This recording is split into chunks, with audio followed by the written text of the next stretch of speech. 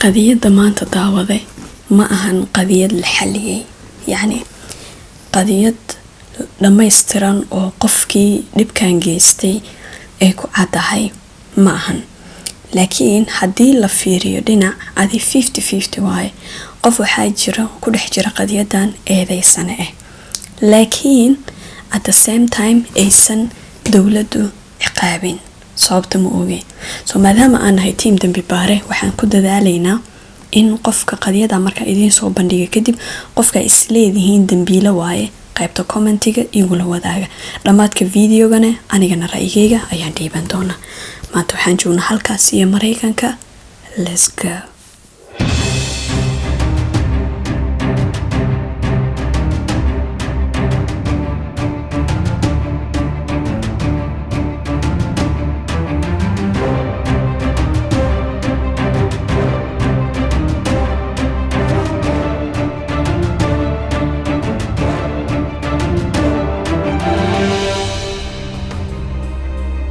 السلام عليكم ورحمة الله وبركاته اسكسو نقضو ناكسن ولا لديد قالقا وانا ولاشين هضاني جانك هذيك داوانيسان وجانل كيني هذيك بارتين هضانا اونلاين حداد نوع سبتاي داو سودو هاي سمرتيينين سبسكرايب نوصار قنباليل كانو فرو وما سانتاي داد هوري إيلي جوكتينا قلبي قاد كتالا وما سانتاي فيديو غانا لايك سار لايك فرو بدان كشوا فريما هنو كشوا لايكت mahadsanti wixii taliya tusaale mise baraayaad qabtina daawada qaybta commentiga igula wadaag waana kaaga soo jawaabi doona biidnillaahi alkariim siin share gare family asxaabta la wadaag si uga mid noqdaan asxaabta quruxda badan leh nagu xiran halka waxaan soo dhigi doonaa Snapchat Instagram kayga hadaad wali igu soo dirsan welcome noo soo dirso sahordhac videoga idin sheegay daawade maanta waxaan joognaa dalkaasi Mareykanka magaalo magaceeda la yiraahdo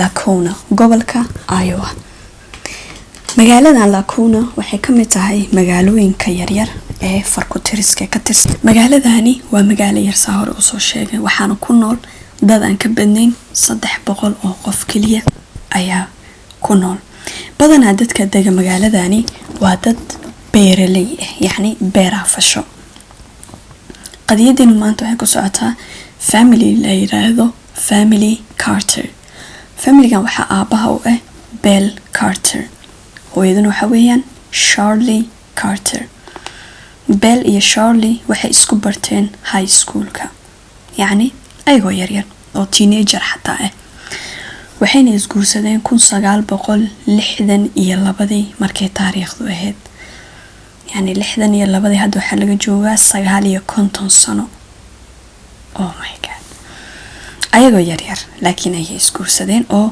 حتى سديدية توبنجر أيقو نجارين دعوة أي إسكور سدين بيل مركي إسكور سنايين أو أباها وحو جري طبعا يتدوبجر أيو أهاي hooyadan gurigane oo magaceeda la yiraahdo Charlie ayadana markii la guursanay waxay jirtay 16 jir yani waa 17 jir iyo 16 jir ay kala jireen markii isku guursanayeen waxayna isqabeen in ka badan half qarni waxayna isqabeen 250 sano yani ayagoo 250 sano isqaba ay qadiyadani dhacday markii isku guursadeen isla markiiba ilmihii koobaad ayay dhaleen oo Ilaahay wuxuu siiyay gabar gabadha koowaad magaceedu waxa la yiraahdaa Jana wiilka labaad Junior gabadha saddexaad waa wiilka saddexaadna Jason Jana gabar Junior wiil Jason saddex qadiyadu marka waxay ku socotaa waa Bill oo aabe Charlie oo hooyad ah iyo Jason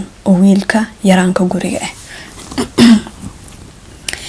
family Carter sida dadka kale ayay shaqeyn jireen ayagana oo beertoodaas ayay iska falin jireen dhul aad u weyn daawade way lahaayeen oo xataa yani dhulka hadii la qiimeeyo oo yani isdhahan iska gada dhulkani malaayiin kun oo dollarka Mareykanka ah looga gadanaay yani ma qabeen hal dhig kala dib dhul malaayiin ah haysan soo daawade kadib ilmihii markay waaweynaadeen waxay go'aamiyeen inay ka guuraan waalidkooda dawooyin magaalo cusub nolol cusub iyo ay sameystaan sida ognahay gaaladan markay 17 jir gaadhaanbo waalidkooda way ka daneystaan okay Lacona waxa ku haray oo magaaladii yareed waxaa ku xiray Bell oo aabihii ah, Charlie iyo hooyadii ah, iyo yaraanka Jason. waa saddexda qof ee qadiyadu ku socoto kaliya ayaa magaaladii inoogu xiray. okay, labada kale laba magaalo laakiin u dhowday oo si yani familiga u tagaan u soo laabtaan camal ayay tageen. aabihii beeraley ayuu iska ahaa, Jasonna sidii aabihii camal ayuu noqday. muddo yar kadib Jason uu guursaday, ilaahay wuxuu siiyay asagana 2 caruura. nolol fiican ay ku noolaayeen maasha Allah, wax walba de ma aragtay on the top ayuu iska ahaa, ma fahanti. oo de hooyo iyo aabo ilmahooga u koreen u waaweynaadeen, laba ka guureen, midna wali la degan yahay. kan waliba la deganay yaraanka guriga Jason uu guursaday, 2 ilmood u dhalay oo ayay u yihiin. beertii waxaa ku xiray waa hooyadii iyo aabihii iyo Jason. wiilkoogaas ayaa beerta ka caawin jiray. noloshii fiicneed iyo farxadii iyo deganaanshadii reerka ka muuqatay wax walba waxay isbedeleen 2015. Bell 2015 markaasi Bell iyo Charlie waxaa u buuxsantay anniversary-goodii 52 sano ay isqabeen. yani anniversary-gii doo sanadkii isguursadeen ayaa u buuxsamay 2015. anniversary-goodii 52 ayay u dabaaldegeen. qadiyadan waxay dhacaysaa 19 July 2015. maalinkaas wuxuu ahaa maalin caadi ah oo maalmaha kale lamida. Charlie sidii caadadeeda ahayd oo hooyada ah waxay kacday 6 am 6 subaxnimo ayay hurdada ka soo kacday. 7 waxay kicisay Bell oo ahay wiilkeeda. way markay odaygii kicisay ay quraacdeen way baxeen, waxay tageen meel kaafiga lagu gado, yani restaurant yar oo magaaladooda yar ama tuuladii degan yihiin ku yaal oo kaafiga laga cabay mar walba tagi jireen. ayay isku israacaya hooyadii aabihii way iscazuumeen. maalinta waa anniversary-geeni landheernimo inay iscazuuna waayo. anyway, kaafigii ayay soo cabeen dhowr yaroo saacadood oo xilwiin isla joogeen, time la wada qaatay. markay yani isla soo cabeen way soo laabteen. markay soo laabteen bilaawgii waxay ahayd sidoo aaba Bell nooga sheekeynayo gadaal. wuxuu yiri markaan yani restaurant-gii coffee aan cabnay waxaan isku ogeynay inaan guriga ku wada laabano oo guriga iska joogno. kadib aniga waxaan soo xasuustay buu yiri inaan yani howlo iga beylahsan yihiin oo inay ay tahay inaan beertii tago. bas markaan gurigii keenay ayaa waxaan ku yiri buu yiri beerta aadaya howlo yara iga kala dhiman de iraac ama guriga ma degay. markaas ay ku tiri okay waa dega aniga bay ku tiri maanta ma aaday beerta ama ku raacay, yani howlaha markaas soo dhameysatid soo laabo ayay igu tiri buu yiri ciyo. bas waayahay baan ku yiri buu yiri aabihii hooyadii guriga albaabkiisa ama iridiisi ayuu ku dajiyay oo iska baxay. wuxuu aaday halkaas iyo beerta. beertan ay familigan leeyihiin iyo gurigooda waxay isku jira 4 kilometer. waa dareemi kartaan daawada 4 kilometer inta loo kala socdo. bas hooyadii gurigii gashay. dhowr saacadood kadib gabadhooda Jana ayaa waxay soo wacday gabadhooda Jana ayaa la wacay. markii Jana la wacay waa gabadhi curadaya oo hooyadaani dhashay. hooyada way dhimatay ee kaalay ayaa lagu yiri. qofka ku yirina waxir kadib aa ogaanayna. gabadhii dabcan Jana markay imaatay hooyadeed aabihii haddana la wacay. kadib ayaa emergency-ga la wacay. sartu meesha ka qoransantayna daawade inta waay. videoga maanta TV-geedin kaga daaray waa America Miami waaya isku ogaada la. okay, fiiriya hooyada meydkeeda marka la helay maxay ahayd isla markaaba in emergency-ga ama ambulance-ka loo wacmay heeno daawade lama wicin. waxaa la wacay gabadhii curadeed oo magaalada kala deganeed. kadib waxaa la wacay aabihii. gabadhu intay imaanaysayna waa la sugay oo gabadhu magaalada degantahay iyo tuulada hooyadu degantahay waxay isku jiraan driving 45 daqiiqo. kan imagine 45 daqiiqo la sugay intay ka imaanayso. markay imaatay kadib haddana aabihii la wacay oo beertii jooga. beertii gurigan waxay isku jiraan 4 kilometer. intaas oo dhan ku dhawaad 1 saac iyo bar daawade lama wicin emergency-ga. hooyadiina dhulka ayay jiiftaa oo way dhiig baxaysaa. yani waxaa dhici karto 1 saac iyo barkaas laga sugayo dad magaalooyin kala jira intay ka imaanayaan haddii isla markaaba 911 loo wici lahay in hooyadan nolol lagu gaari lahay.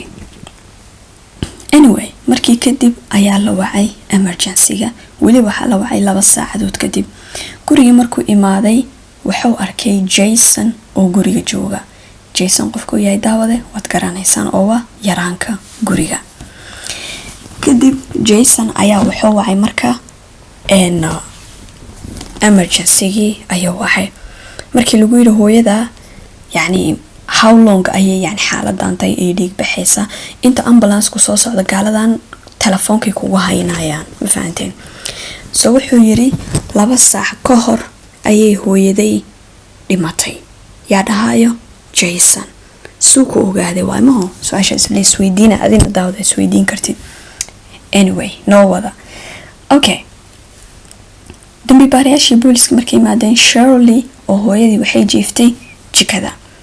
kabo ma aysan wadanin.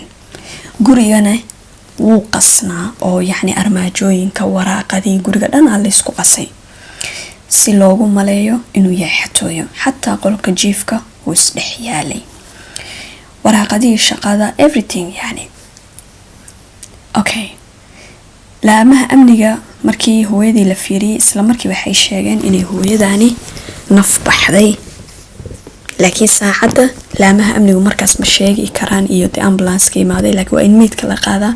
dhakhtarka meedka baara loo geeyaa kadib dhakhtarka cadeynaya saacada iyo minutka inkastoo ilaahay taas ogaanka laakiin at least ayaga yani way qiyaasaan. waxaana lagu ay qiyaasaan oo ay ku ogaan karaan waxay tahay xaraarada qofka jirkiisa ayay qiyaasaan. xaraarada waxaa laga wadaa kulaylka jirkiisa sababtoo qofka markuu naf baxo tartiib qofku jirkiisu wuu qaboobadaa heer uu noqdo baraf markaan dhahay waan naxay marxuunkaas soo xasuustay.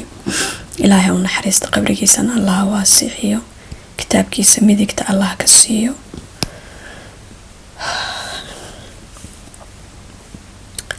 anyway hooyadii waa la qaaday. kadib waxaa dambi baariyaashii ay bilaabeen inay gurigii ay baaraan. kadib waxay arkeen miiska qadada oo jikada yaalay ayaa waxay ka arkeen handbagii ay hooyadu wadatay oo iska yaala meeshiisii. laamaha amnigu marka waxay isweydiiyeen qofkan meeshan soo galay hadduu tuug ahaan lahay boorsadana uu qaadan lahay because qofkani hadafkiisa waxay tahay inuu wax qaato. special marka boorsadii la furay $10 ku jirtay, jewelry ku jirtay, hooyadan faraantidii oo guurkeeday wadatay oo diamond ahay lagama siibanin. marka waxay dhahay faraantidii guurko diamond ah ku jiro $10 boorsada handbag hooyada ugu jirto. so how uu marka u noqon karay maxaan ku dhihi lahay xatooyo. laamaha amnigu isla markiiba booliskii shaki ayaa galay. geesa ay fiiriyeen isla markii waxaa laga shakiyay odayga Bell iyo wiilkiisa Jason. waana labada qof ee guriga kula nool hooyadan. bas kadib waxaa dhacday marka waxaa la sugayay taqaariirkii oo meydka cadeynaya waqtigu dhintay iyo weyga maxay. markii soo baxday shahaadada dhimashada waxay cadeysay hooyadani rasaasta markii lagu dhufanayo qofku inuu kaliya uu dib uga fogay 2 talaabo. yani qofka hooyada rasaastan ku dhuftay aad u close ugu ahay oo aad ugu dhawaa. waxaa kaloo la ogaaday hooyadani markii guriga soo gashay kadib 2 saacadood ka hor oo telefoonada laga ogaa telefoonka waliba guriga ugu xirnaa laga ogaaday hooyadani inta la dilan oo 2 saac inta la dilin 4 daqiiqo ka hor in ay hooyadani telefoon ku hadlaysay oo wacday kuwa ma aragtay dabiilasha iyo ay la xiriirtay. so hooyadan abeenay telefoonka dhigtaybo waa la dilay. haddaba gurigii ayaa markaasaan ognahay daawada oo caadada ahayd waxay laamaha amnigu bilaabeen inay gurigii baaraan. daaqad ma jabsana, irid ma jabsana, guriga si normal ah weeyaan. haddaba su'aasha meesha taala waxay tahay qofkan guriga soo galay soo ku soo galay waa qof muftaax haystay ama ay hooyadu ka furtay ayada albaabka. Soomahan okay taas kowle waxaa kaloo dhacday marka family saan sheegay waxa laga shakiyay aabihii laakiin aabihii dabcan suu u naxsan yahay u shoogsan yahay u oynayo waxa la yiri hadana qof aabe waayeel ah oo 50 iyo 60 iyo wax la jiro ku dhawaad 70 sano jiro Axmed dili karaa la isdhahay junior oo wiilka yaraankii guriga joogay oo aabaha wacay oo gabadha wacay ayaa lagu yiri adiga qof guriga imaado oo meedka arko ada ugu horeeyay soo adiga maxaa guriga ku keenay ilaan saaka waa adigii joogay na beerte markaasuu yiri aniga xalay tooleba beerta ayaan seexday oo guriga ma aanan imaanin oo guriga yani de xaaskaygana ma tagin guriga hooyadayna ma imaanin oo beertaan seexday caws badan oo xalay toole ilaa shalay aan ka nadiifinaya beerta ayay hooyaday igu tiri buu yiri shalay galabtii beri toole cawska qayb guriga ii keen ayay igu tiri buu yiri marka cawskan ayaan keenay buu yiri kadib markaan hooyadayna aan arkay dhulkii jiifta markaas lagu yiri hadaba kadib maxaa sameysay markaad hooyada aragtay kadib maxaa sameysay wuxuu yiri walaashay ayaan waxay haye kadibna waxaan sugay buu yiri intay walaashay iiga imaanayso haye kadib ayaan aabe wacnay on ku niri de arinkaas jirto hooyo dhiigaysa u imaaday junior